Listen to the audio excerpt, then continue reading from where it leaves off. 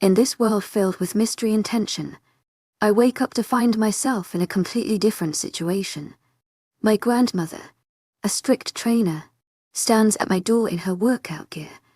To my agent extraordinaire, Lycan, heartfelt thanks for your unfailing patience, enthusiasm. I thought she would forget about our training, but she didn't. Chapter 9 Kate POV. I wake up to the sound of someone knocking on the door. Who could that be by this time? Deciding to ignore whoever's behind the door by getting comfy hoping the person leaves. Not having the pleasure of returning to sleep because of the consistent knocking on the door, I groan angrily plodding towards the door to have an intense conversation with the pesky individual behind the door. I pull the door open to find Grandma dressed in her workout gear with her irate stare directed at me. Oh, moon goddess draining, I forget about the training today, because I was hoping she would forget all about it, but I guess not. Good morning, Grandma. How was your night? I ask, innocently opening the door wider to let her in. Don't. We have training, go get ready, she states, refusing to take any step into the room. Okay, Ma, I say, closing the door at her face while stuffing a yawn with my hand.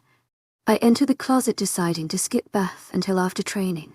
I pull together a black sports bra, black matching leggings for my new set of clothes, then tie it up with a collared jacket and black sneakers. Satisfied with my look, I walk out, closing the room door behind me, facing the angry look on her countenance. Let's go. I was able to get the map of the mansion. Here is the training room, she says, showing me the map, pointing towards a little box circled in red marker with a letter under indicating the training room. We follow the direction on the map. Once again, this mansion is so big. We got to the training room in no time. The room is beautiful with exercising equipment everywhere. This place is well equipped with things unknown to me, but I am willing to try every piece of equipment here. Ma places her bags on the bench by the corner of the room before stretching her hands and legs. Let's start with cardio, she announces, clapping her hands together in an ordering manner. Right now I am currently laying on the rug of the training room, tired and thirsty, my muscles aching. Ma did push me over my limit to date, teaching me different attacking strategies. But with Tiara, still angry with me, is not happening at all. She made her way towards me, looking all sweaty but relaxed. Take this. You are through for today since you are already so exhausted, she says, handing me a bottle of water. Thank you, I say, sitting up, lugging the water, within seconds before pushing my weak and aching body from the training room to my room.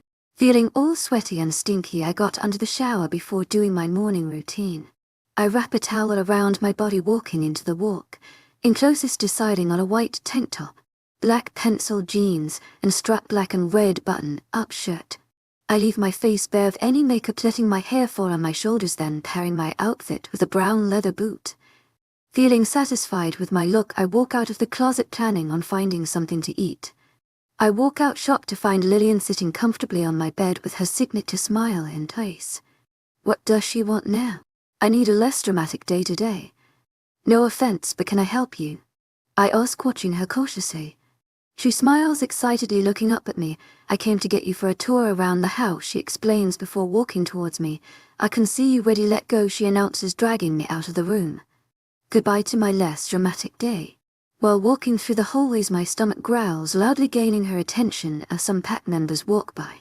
She turns towards me, trying not to laugh. It looks like we have to feed you first. Come with me, yeah, Captain Obvious. How embarrassing. We walked towards the second wing where the private kitchen is located, walking in to find the kitchen empty. She directs me to take a seat on the kitchen stool by the counter before watching her prepare scrambled eggs and bacon while she continues chattering about things I have no interest in. I sigh audibly as she dishes the scrambled egg and bacon into a plate before placing it on the table. Eat up now, I have places to show you, she says, filling a glass with strawberry yogurt before taking a seat on one of the stools. Yeah, I can't wait for that, I say sarcastically. I eat silently while Lillian screws through her phone. A tall, beautiful girl with red, dyed hair, dressed in wash-ripped jeans paired with a crop top showing off her well-toned belly. Hey, Britta, Lillian says with a fake smile while watching her every move cautiously. How are you doing? She questions, ignoring the wary look on Lillian's face before casting her judging gaze on me. And who is this? She inquires, giving me a once-over look, not looking pleased. She is the new girl, Lillian informs her before standing from the stool. Let's leave, she says, walking with fast steps out of the room, expecting me to follow her.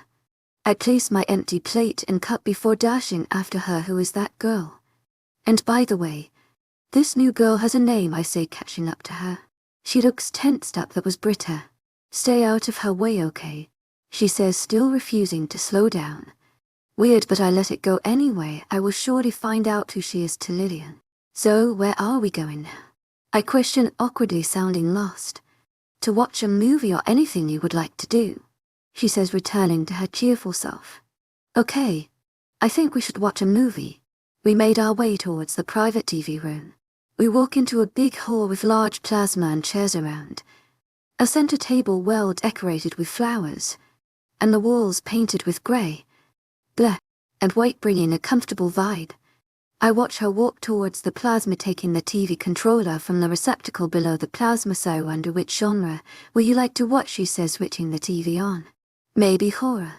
I shrugged, taking a seat on one of the couches.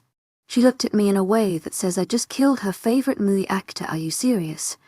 No way are we watching that. Let's watch a romance movie instead, she says, placing herself on the couch closer to me. I love romance movies, she announces, smiling widely. Why then did you ask me if you already made up your mind? I questioned, glaring playfully at her. I thought you would say a romantic movie, not horror, she shrugs. Typical girls things, I say, rolling my eyes at her.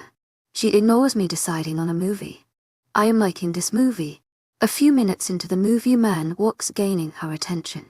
He's short brown hair, black eyes, looking like he's just in his 20s. Lillian surges towards him, sensing his presence, putting him in a tight hug. How have you been, Lillian? Miss me? He inquires, showing his perfect white teeth. Elder Matthias. Fine, and yes, I missed you a lot, she says, going in for another hug. And who are you? Pretty lady, he questions, looking towards my direction, letting go of Lillian. Kate David, I say, standing up from the comfy couch. Okay, then you must be the one who was sent to us from Alpha James, he says, stretching his hand for a handshake. Nice to meet you, dear. I accept his hand in a handshake, feeling a fatherly comfort from him. He smiles with a knowing look in his eyes. Lillian, please take me to your father, he says, looking serious and in a business mood. To my agent extraordinaire, Madeleine Noble. Heartfelt thanks for your unfailing patience, enthusiasm. Kate sees you later, she calls, leaving the room with him walking behind her. I think this movie is over for now. I should go see what Grandma is up, but I don't know where her room is located. You can use her scent, Tiara suggests, making herself known. Thanks, and I am very sorry for yesterday, I say, apologizing. I am sorry too, she mumbles, cutting the mind link. I followed the scent up towards the last wing is located, before locating her room. Not taking my time to knock, I push the door open, locking my eyes with something I will forever regret seeing. Standing in front of me is my so-called mate and the girl from earlier called Britta, making out with his hand wrapped around her waist, while her hand kept around his neck, pulling him closer to herself. He must have felt my presence because his eyes open, locking with mine in an emotional stare. I refuse to look weak in front of him. I raise my chin up, closing the door, leaving them to enjoy each other company. I don't know why I followed his scent instead of my own, but I wish I didn't. So this is the reason he refused to acknowledge me as his mate, because of that girl, but I won't let him get to me. Never. I hope TR sees clearly that he doesn't want us. I decide to walk towards my room instead, while making different plans on how to get back at him. The game is on. Chapter 10.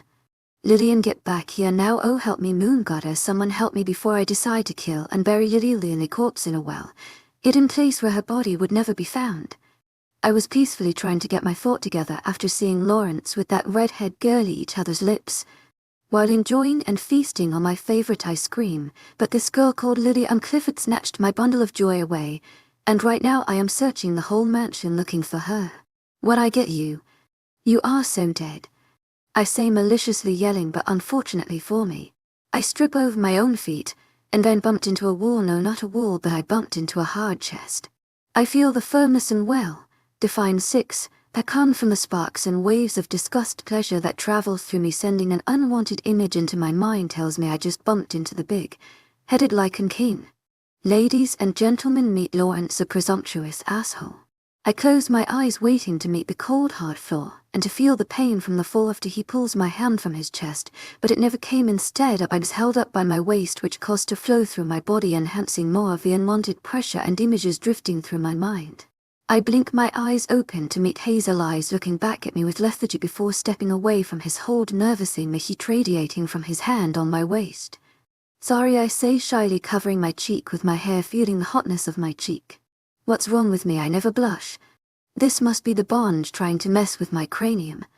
Yes, it must be, because I am never like this. No problem. I need to have a serious conversation with you in my office. He orders coldly my body language. What a louse. He turns away from me, taking the direction towards his office.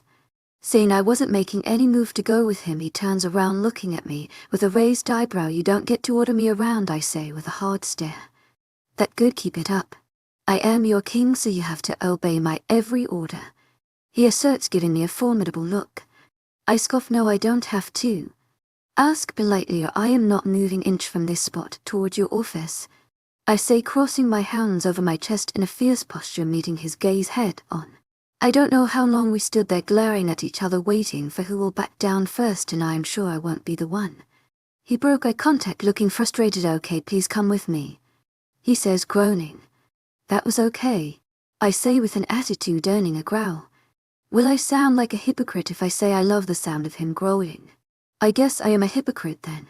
Led the way, I don't have all day to spend doing nothing, I say, smirking, gaining satisfaction from his distress. With him leading the way, reach a large door. He pushes the door open before walking in with me trailing behind him. I am wowed by the beauty of his good furniture, often vastly spacious. This place is decorated to perfection. I can't believe the size of this place. It's like having a living room, an office, a dining room just in one space. Seat we need to talk about, he says, pointing between me and him. Yes, I say, making myself comfortable sitting in front of his desks. He surveyed me for a few minutes before speaking. See, I don't want this, but what? I question, cutting him off. He sends me a glare. I will not reject you because it will kill both of us. I block him out, knowing his next few sentences. I wasn't expecting him to say these things. Don't get me wrong, but is he willing to let his true mate go because of a self-obsessed girl? Him being the king, I expected more from him. But I won't complain. He is helping me because my freedom is more important to me than a dominant, protective alpha male. So do you understand anything I just explained? He questioned, emotional ears like cutting through my thoughts. His gaze on me is so intense, making me squirm on my seat. I don't need a mate either, so don't worry about anything. I will stay out of your way, and you can do whatever you like with your sluts, I say, angrily, disguising my fear and pain pushing through my heart from both his words and mine. I wasn't expecting much from you, but are you a swine to let me suffer the pain of this bond while you are fluent around with your slut? I ask, feeling disappointed. Not waiting for his reply, I left his office, banging his door shut, making sure to hear a crack. What a mutt. I will let him know that I don't need him. I will let him know that I am an independent woman. I utter, giving encouraging words to myself. I decide to continue my search by heading towards the movie room. Reaching there, I found Lillian and Anderson sitting in the love seat watching a TV show while Jack sits on the armchair screwing through his phone. Hi guys, I say, sitting lazily on the armchair closer to Jack. What have you been up to? Lillian inquires innocently, wiggling her eyebrows. Don't. You ask me that after you ran away with my ice cream, I say, glaring at her while Anderson just smiles, playing with the tip of her hair. Sorry about that, she says, not even a little bit sorry. It was the last one remaining. I was too lazy to go buy another one, she says, pouting. Whatever. I accept your apology, I say, looking at the TV show that was playing on the plasma. I watched the TV show with them, laughing at Jack, who keeps shouting at the TV. He is a reserved and funny guy when you get to know him. But as they say, the first impression always matters. And for me, I just watched them with amusement, with a newfound respect for them. After some time we got hungry and went to the dining room for dinner. You see, it is a tradition we eat dinner together and the pack eats separately. But because we came here as a guest, we are allowed to eat with royals. Weird if you ask me. Today has been somewhat a fun day, even with having a foolhardy king for a mate. Chapter 11. Lawrence POV. I watch her walk out of my office infuriated, almost yanking the door out with contrition clawing in my gut. I snap my eyes towards the door, hearing a knock on the door before Piled Matthias walks in with a wide smile on his lip, conveying a brighter look to his features. "When did you get back, Pa?" I inquire, going for a hug. I study his features. This man looks younger even though he is already in his 50s, with his short brown hair, green eyes, and sharp jawline complementing his looks. But, the back of my mind, I still question why he hasn't seen his mate yet, because I know his mate would be so lucky to have him. "A few hours ago, I went to see your father because we have unfinished business," he says, smirking while making his way towards the couch with me right behind him. "I thought you guys ended that already," I say, shaking my head in amusement. "Dad and Pa have this tradition of anyone who goes for a long time work must buy drinks for the other. Very unusual, I think." "Yes, we still do. I saw Kate leaving your office looking inflamed," he says, concisely, waiting to confirm his thoughts on this matter. "Yes, she's my mate, but I notified her I don't need a mate, not right now when everything is very complicated," I say, avoiding the disappointment in his eyes. "Why would you do that? She is your mate. You true mate," he says, making emphasis on the true mate. "What's wrong with you, son?" he says, looking at me in shock. I want to know I need her, but something is pulling me back and I don't know what it is, I say softly in thought. "I understand," he says, laying his hand on my shoulders, "but you have to figure that out fast before you lose her," he says with understanding in his voice. I welcome his fatherly advice and sentiments. "Thanks. This means a lot to me," I say, hugging him. "That is why I idolize this man. He always understands me so. How was the meeting? I hope you were able to persuade them," I say, changing the subject. "Thank goddess he took the hint. Yes, Alpha King. It went well. They will be sending it by tomorrow," he says, going through his bag placed beside the couch. I didn't even notice he carried in a bag. "And one more thing, Jack will be training the warriors on the new blueprints," he says, handing files to me, which I took, reading through it. "Okay, but we have to send." I was cut off by a knock on the door. "Come in," I say, looking towards the door as Jack walks in. "Any headway?" I question, going straight to the point, focusing my attention back on the files, reading through some of the plans crafted out on the file. "Yes, morning, Pack sent Kate and Alex information. Here is it," he says, handling the files to me, "and also the rogue problem going on in the Sunshine Pack has been deciphered for the meantime. That could keep me updated on any more attacks," I say, placing Kate and Alex's files together with other Pack members' files to go through it later. He bowed before leaving the office after acknowledging Pa's presence. As I was saying, "We have to send warriors over there," I say, looking toward Pa. "Yeah, I will get that arranged," he tells. "Okay. I will finalize this and get back to you. If that all. For now, I will be going to see your mom now before she decides to kill me for not coming to check on her first," he says, standing to his feet before leaving the room. "I have been in my office for 3 hours going through the files and I need to rest before I go hysterical from working too much." After putting things in order, I leave, making my way towards Mum's room. Her room is located on the east wing of the house. The room is well decorated to her liking with flowers and bright colors, since she loves nature and the presence of it around her. I walk in without announcing my presence by knocking, finding her talking with Lee on her bed, gaining their attention. Levi looks up from the book he was reading with a smile in place. "Hey bro, how has it been? You look pale," he says, grinning widely. "Mum believes I should be less serious and include more fun into my life, but you have to be ferocious to rule over a large kingdom like this one." "I am okay. Just exhausted," I say, looking at him with raised eyebrow, knowing the reason he is here. "What are you doing here?"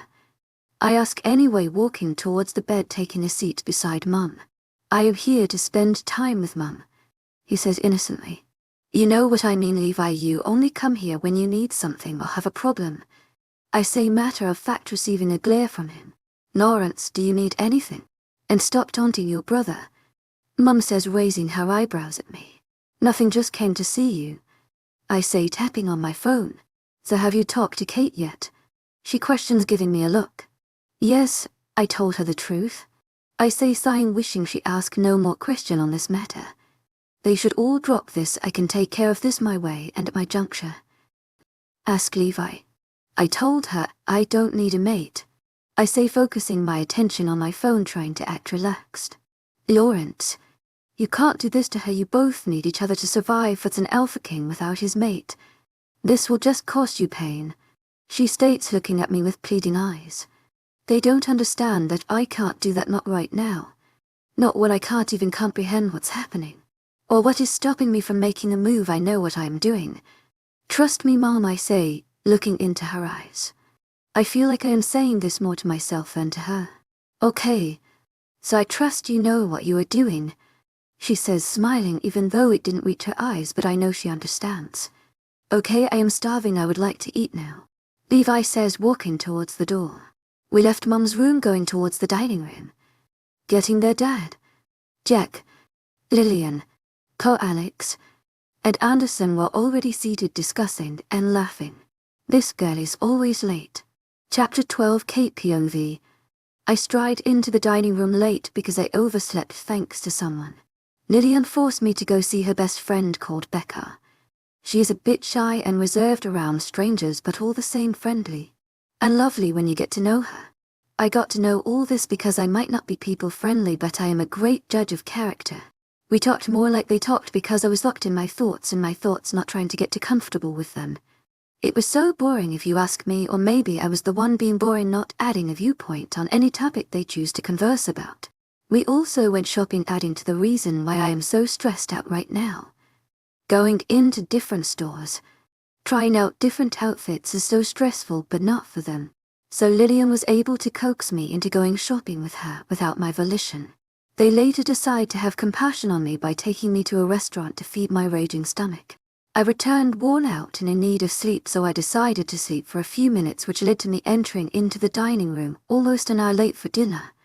I stride into the room sitting close to Lawrence.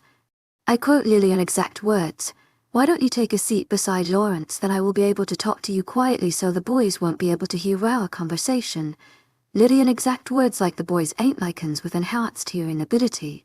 Lillian told me you both visited Boca today, says Elise, starting a conversation with me. Even though it was a waste of time, I say, mumbling the last part. Becca is a very nice girl. She and Lillian are very close, even more like sisters. I know you, we get along with her, she says with a smile. Too nice for her. Good. Becca is very friendly and open-minded. I shrug. Britta the slut walks in, getting everyone's attention on her. I guess I am not the only one late for dinner. She takes a seat opposite me with a mischievous smile on her lips. Just my luck. Hi, sweetheart, she says seductively, placing a kiss on Lawrence's cheek. Disgusting, sweetheart, very uncalled for. Kate is jealous, Tiara says in a sing-song tone. Please.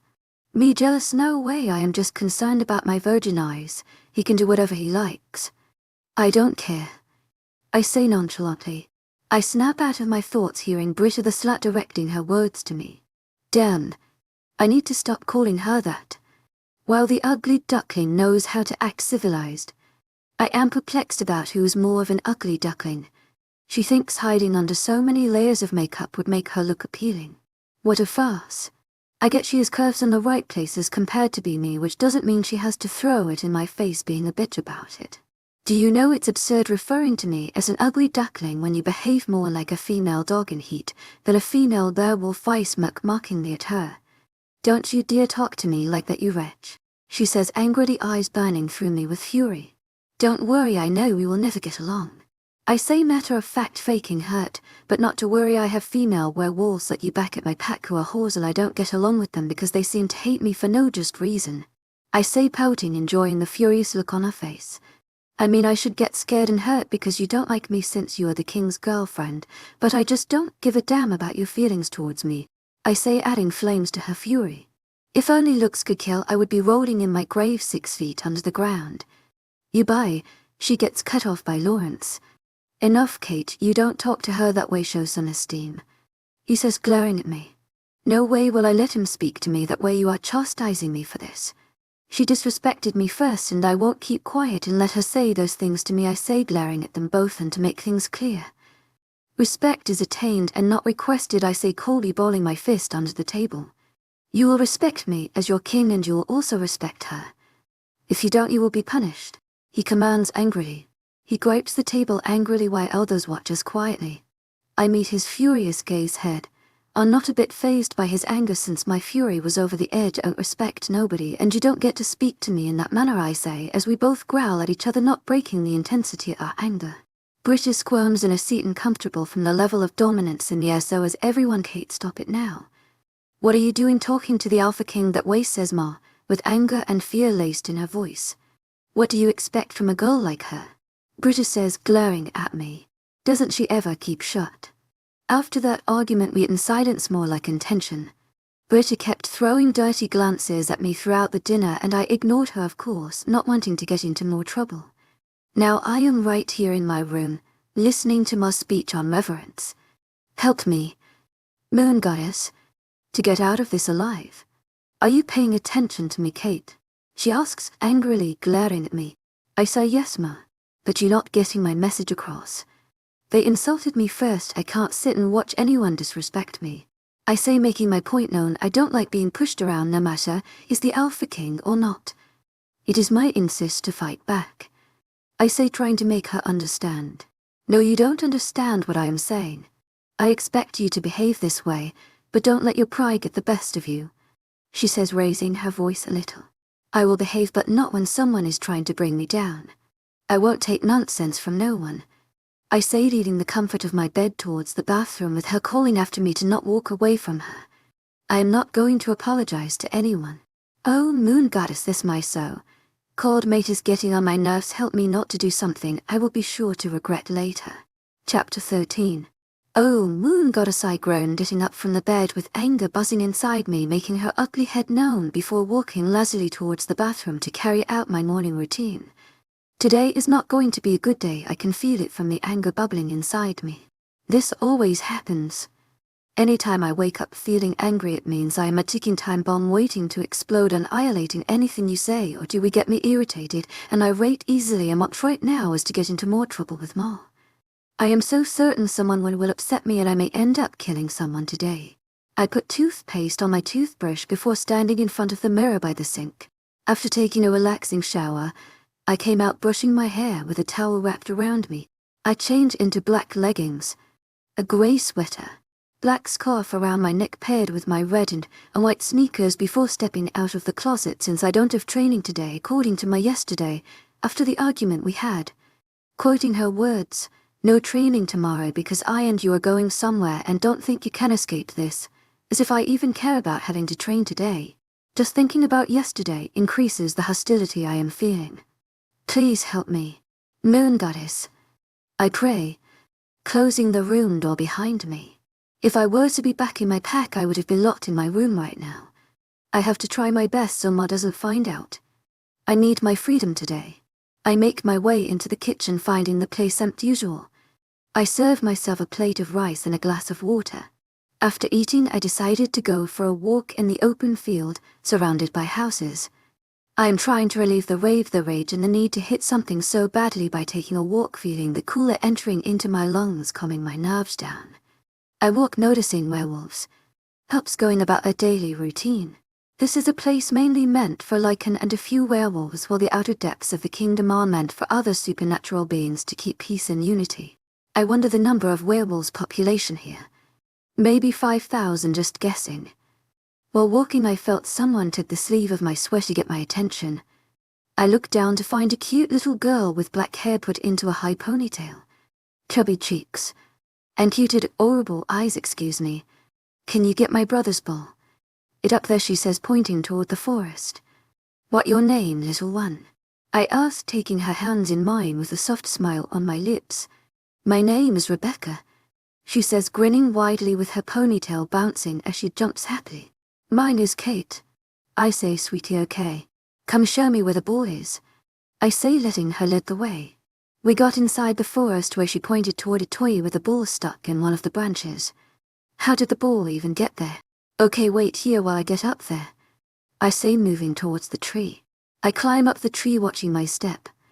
In no time I got the ball from the tree, handing it to her. Here you go, dear, take care of yourself, okay? And be careful not to get the ball stuck again, I advise, before placing a kiss on her forehead. She waves me goodbye before running off happily before making my way back towards the mansion. I walk into the movie room hearing voice coming from the TV walking in to find Lawrence and Lydian addressing some packmates. Here you are. Where have you been? Lydian asks curiously. I roll my eyes at her, exploring why. I ask, ignoring the fact that she just gave me an order. Nothing, just needed your help for something. Why don't we watch a movie? She suggests before walking towards the plasma. What do you say, Lawrence? She asks, glancing at Lawrence with a smirk. Do whatever you like, he says, tapping on his phone. I walk towards the couch closer to the TV. We sit in the movie room watching a movie before Anderson joins us. Kate, you here? Didn't I ask you to come to see me since we need to discuss, young lady? Moss is walking towards me with Elder Matthias and Thomas right behind her. Yes, ma. I am ready now. Let go, I say, not willing to argue with her right now.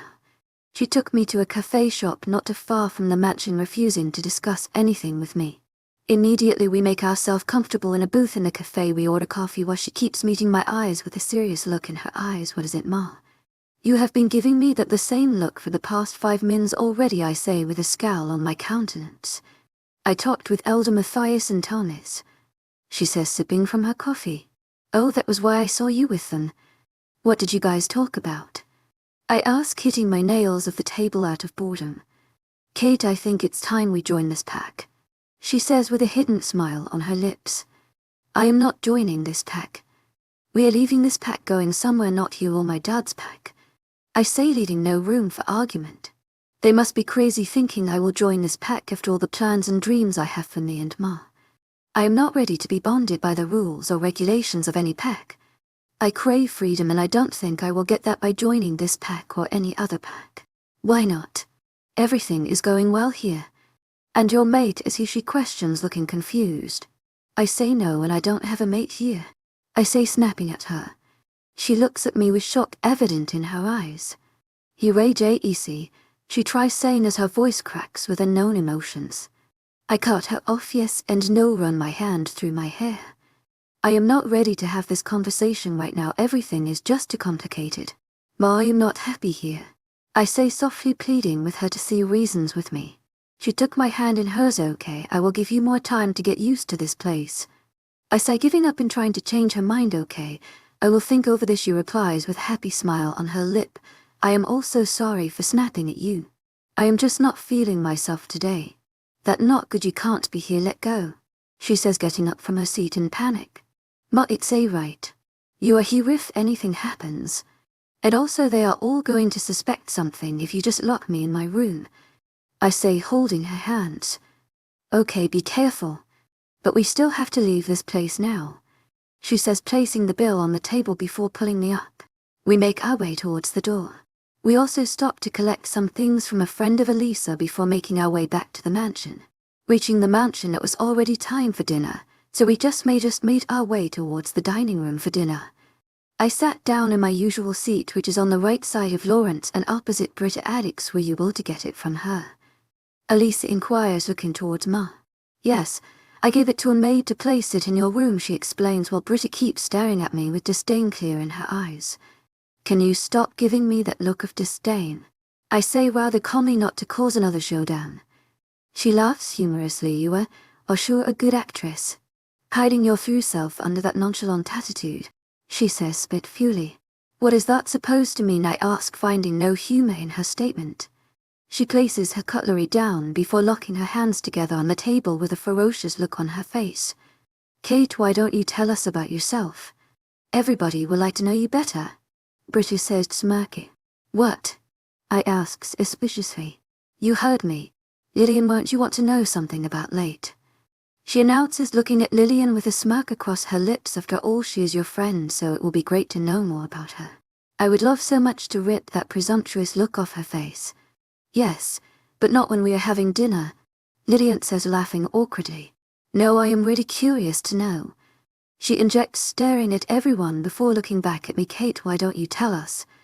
I am also sure the Alpha King will also love to know what kind of threat you would bring to the kingdom, she urges, grinning before smiling innocently at Lawrence. Britta drops it.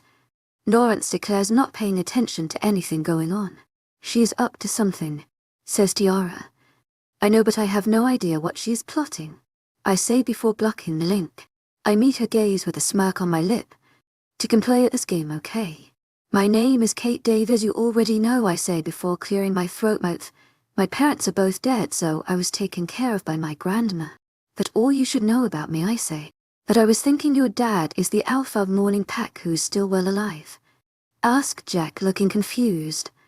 Before I can answer, Britta beat me to it. "Yes, the alpha is her dad, but she was disowned by him and also by her brother," she says coldly, while everyone stayed in shock except Ma. "Stop saying hogwash," I say, fighting the impulse to smash her face in. "Why, Kate, does the truth hurt that much?"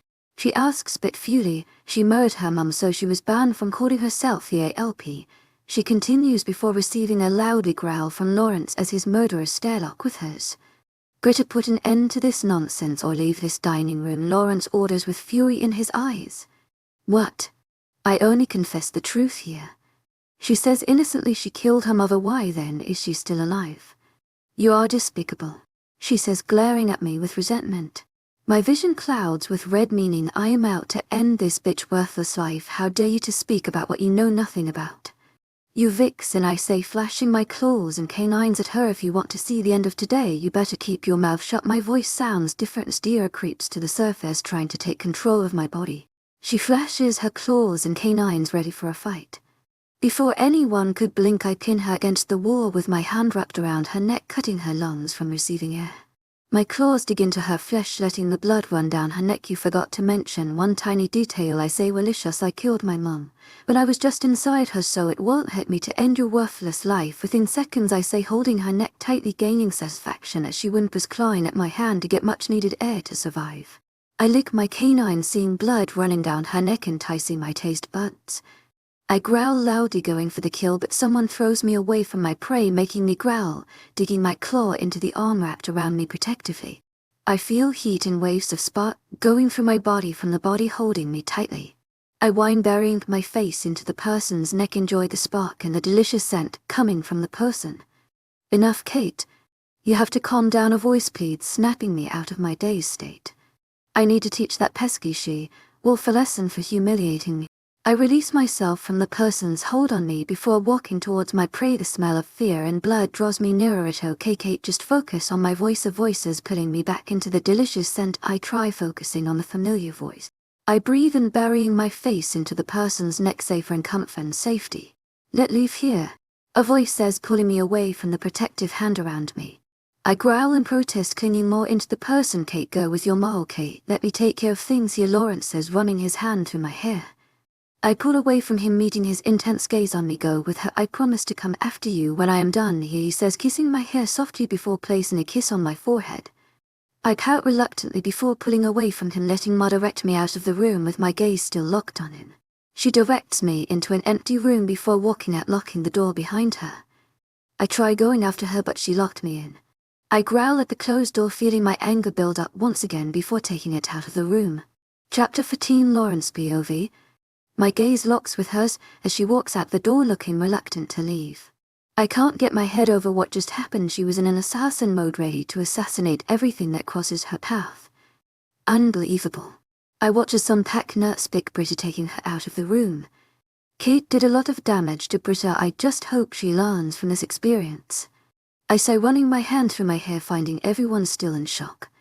"What just happened?" Levi asks, looking mystified. "I know not to mess with her from now on," Levi says, sounding amused. "Me too," Pa exclaimed while Alex walks into the room looking tired. "Is she all right?" Mama asks Alex with concern, lacing her voice. "Yes, she is, but she needs some rest for about 2 or 3 days. Alex is sighing tiredly. Her wolf must be very powerful to react this way. Dad says after a few minutes of silence. "She has no wolf," Alex says, surprising everyone while focusing her gaze on the floor, looking tense. "What?" I ask, bewildered, gaining everyone attention.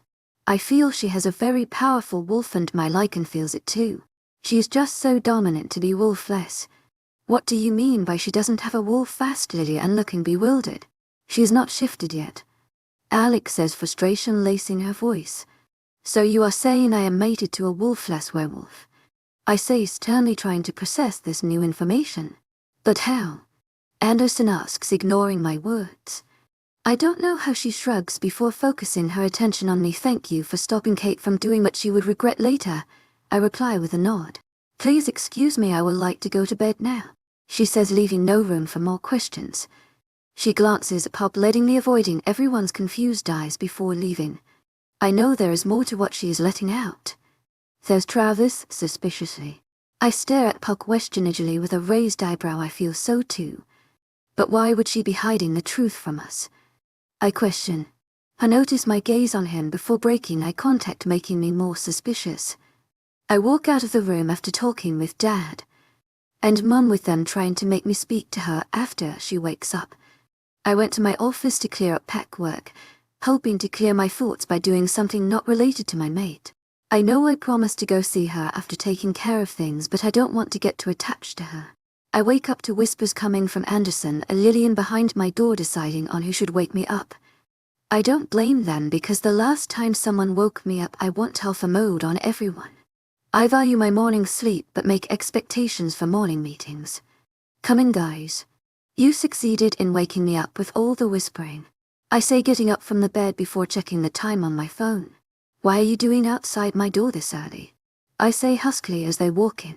We just came to inform you on the issue regarding the meeting Elder Matthias attended, Anderson says, holding Lillian's hands tightly like he rather is somewhere else than facing me right now.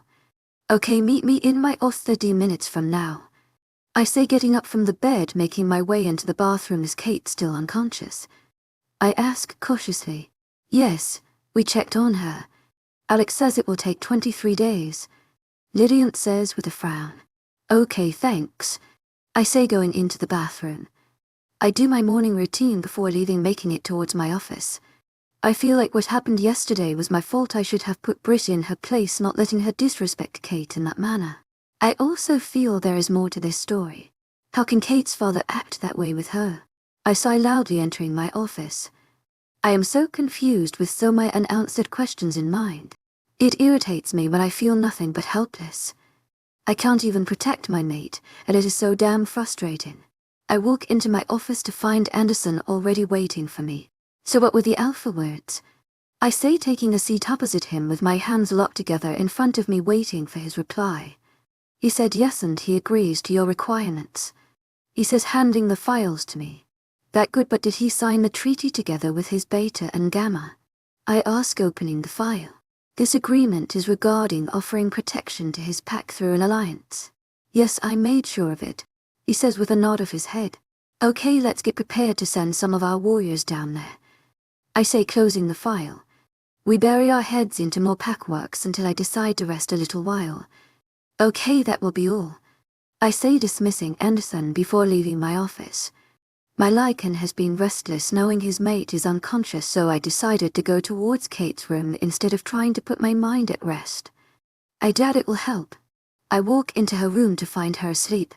I make my way towards the bed before taking a seat on the edge of the bed, watching her sleep peacefully.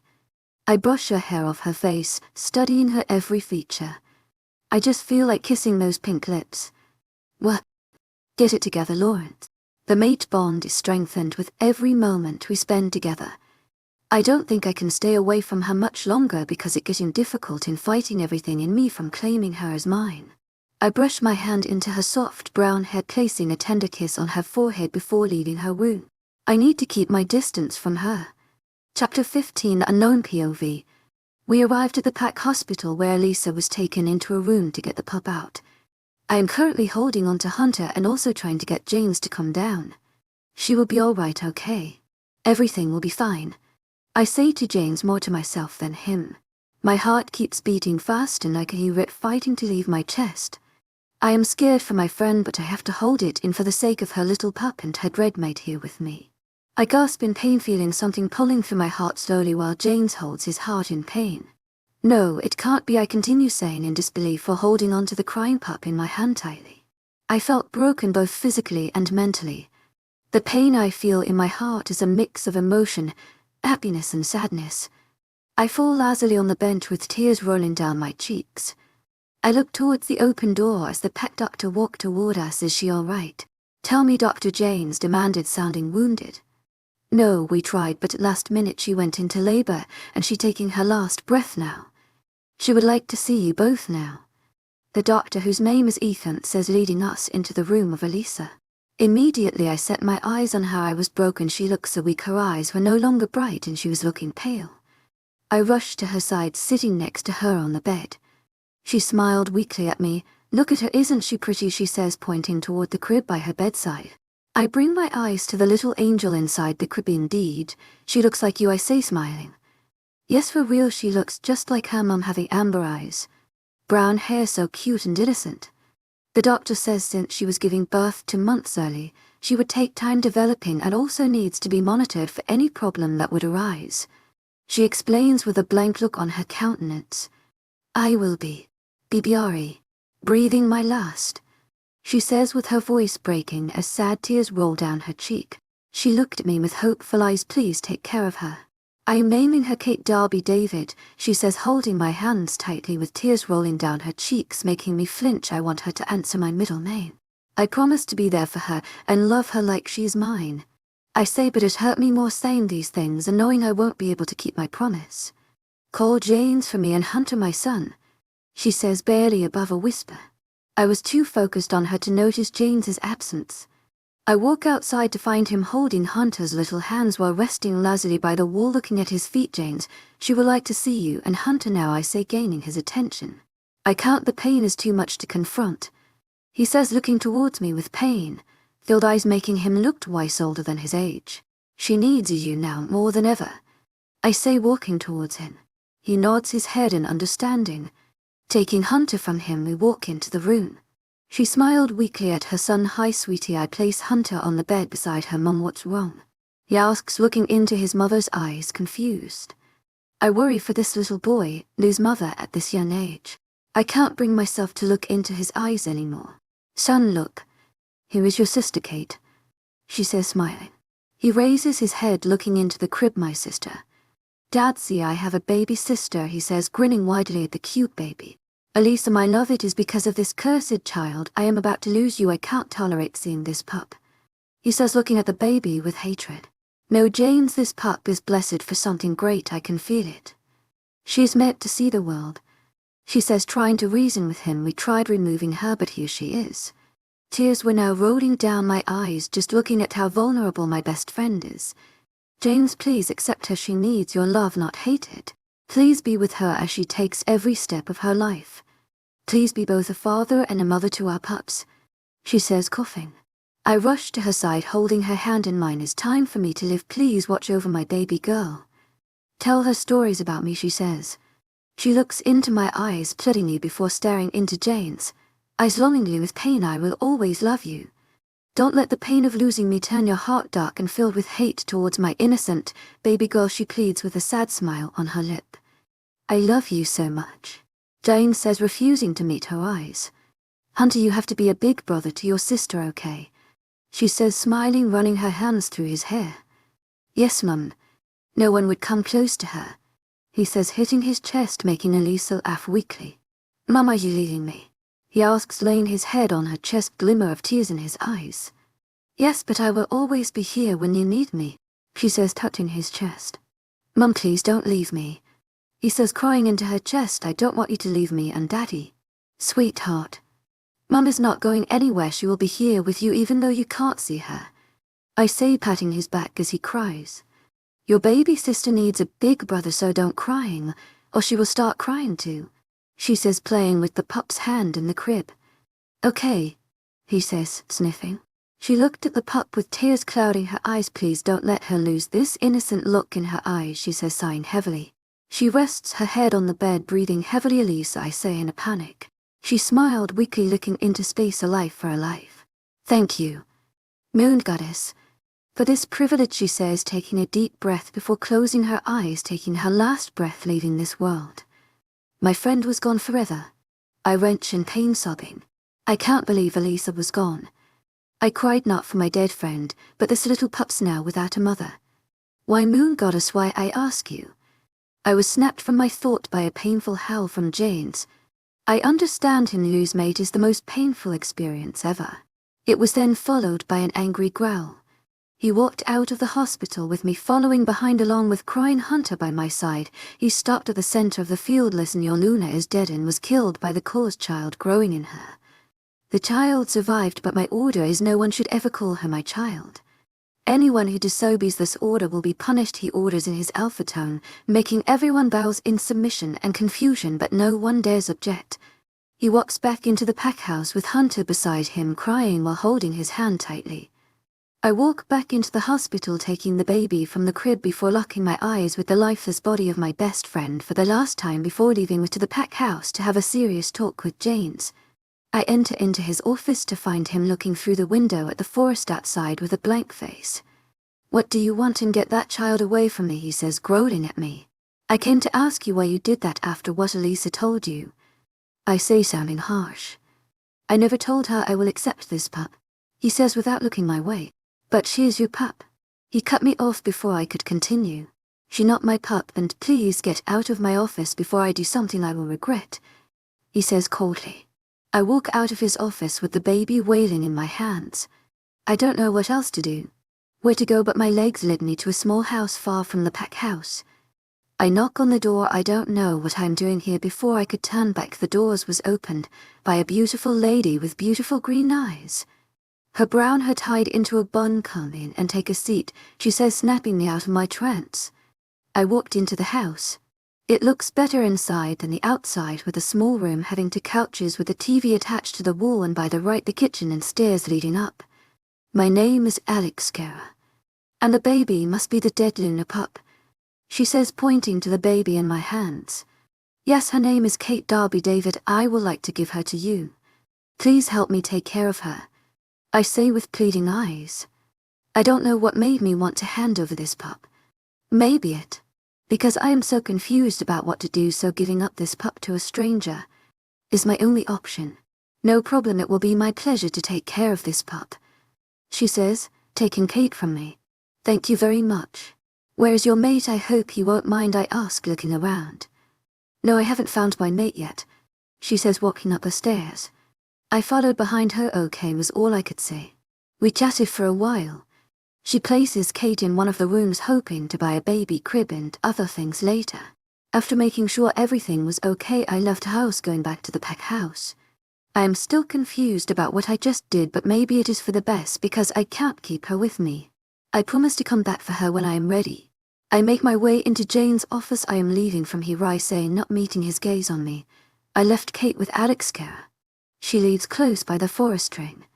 I am hoping one day you would accept her as your daughter, I say, walking out of his office without giving him time to reply. I don't know where to go, but I need to leave, to forget the pain eating its way into my whole being. I made the short walk to my house. I pack my things in haste not to alert my parents or anybody. I load my things into my car, staring at the house which holds so many memories with a heart filled with sadness. I hope you forgive me for this, I say, before getting into the car and then driving off. Elisa, I know I am a coward for running away, but I can't just pain of losing you. I need to clear my head and about everything. Please forgive me. I drive past the border, feeling my link with the pack break. Tears cloud my eyes, rolling down my cheek, making it difficult to see and to breathe. Chapter 16. Kate POV. I wake up with a headache after I almost ended someone's life. My body feels like it ran through hard walls. I groan getting up from the bed. I look around, seeing everywhere neat. It must be Ma who brought me back to my room. I glance at the clock on my nightstand. It reads noon. I must have been sleeping for 3 days now, because it usually takes that long for me to recover my strength. I walk lazily into the bathroom. I need to take a bath because I sink. I do my morning routine, brush my hair, tied it into a ponytail.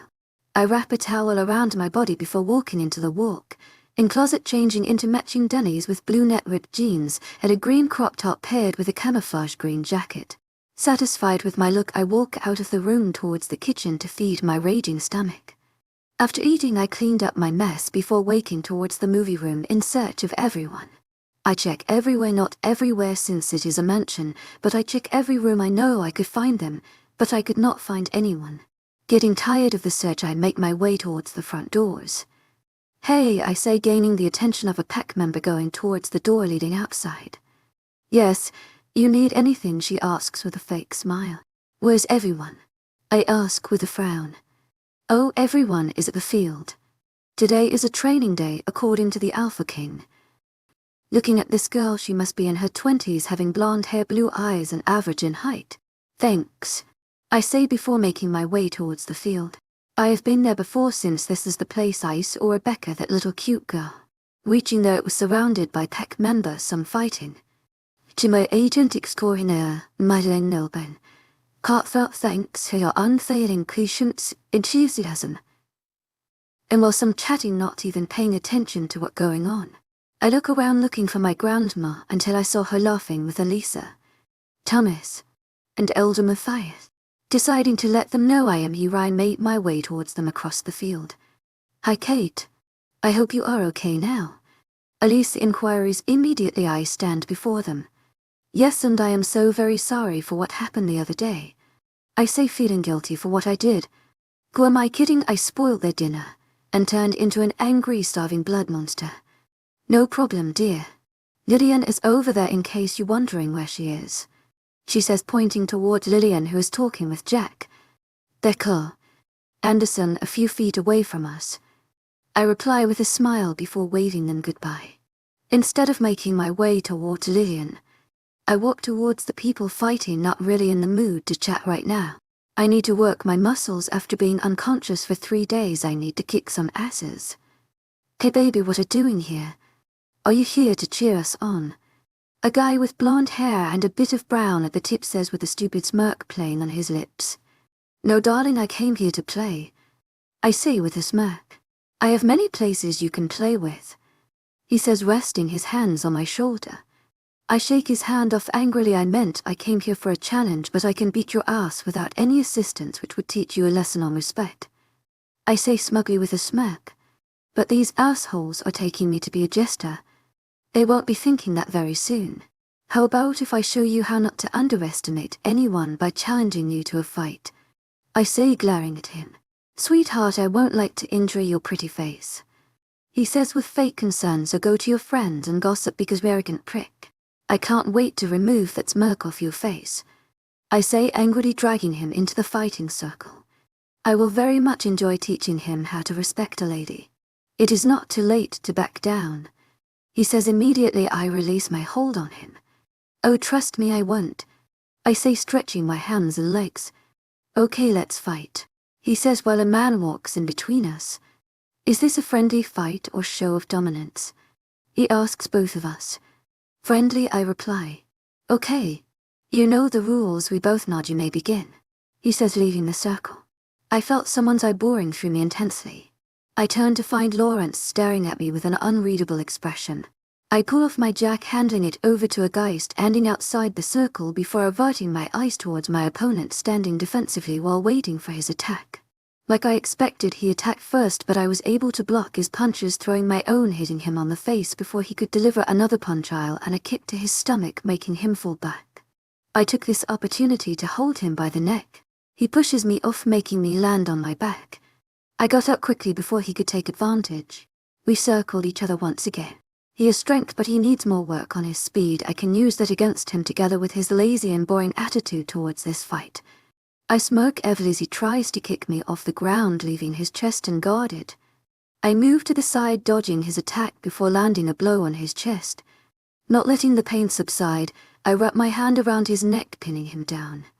He tried pushing me off, but I refused to budge. A few more minutes if he tried to release my hold on him. As he finally gives up, signing his defeat, I give up, he says to the man in charge of the fight. The girl wins, he announces. I got off and helping him up. You good? I can't believe you won, he says, grinning. For a guy who just lost to a girl. You should. My name is Kate, by the way, I say, leaving the fighting circle with him behind me.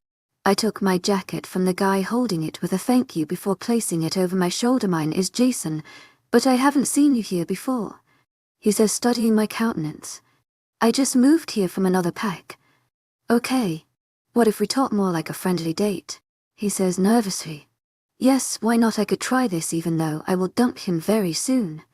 No offense, I don't do friends. Okay. See you tomorrow at 100. He says, waving me goodbye as he runs back to his group of friends, who also look shocked and impressed. I was about to make my way towards an amused Lillian before I was pulled back into a hand tree, or rather someone's chest. I turned to find no other werewolf or Lycan but Lawrence with a hard stare. I feel the spark flying everywhere. I still feel embarrassed over the way I acted with him during my fight with Britta. I hope Britta is getting better. What do you need, Lawrence? I asks, I'm tiredly not really in the mood for his tantrum. What are you wearing? He asks, running his eyes over my outfit choice before growling while staring at my exposed waist. Clothes. I say in a tone, giving him a look of, are you serious right now? I study his appearance. He is dressed in sweatpants and his bare chest open for everyone to see. Oh, his chest is so muscular I can just run my hand over it to feel every muscle. What's wrong with me? I blame it on the mate bond. I challenge you to a fight, I say before I could process my words. I clap my hand over my mouth in surprise. Snap out of it, Kate. What a good way to embarrass yourself. He laughs mockingly. I glare intensely at him, feeling insulted. Does he think I can't beat his ass? Okay, let's see what you can do, he says, walking towards the fighting circle. I gape in shock just as everyone immediately steps into the fighting circle with him. The man in supervision signals for the fight to begin. We circle each other before I throw a punch and another, with him blocking them effortlessly. Now everyone's attention is on us watching the fight going on. You should submit now, he says with a smirk. But I refuse. Even when he is now trying to cut the air from getting into my lungs, you wish I kick him on his chest, making him lose his grip on my neck. He tries to pin me down again, but I landed a blow to his stomach, making him fall back. I have bruises on my arm which I know will heal soon.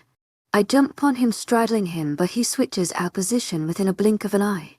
He once again holds my neck. Submit, Kate, he orders.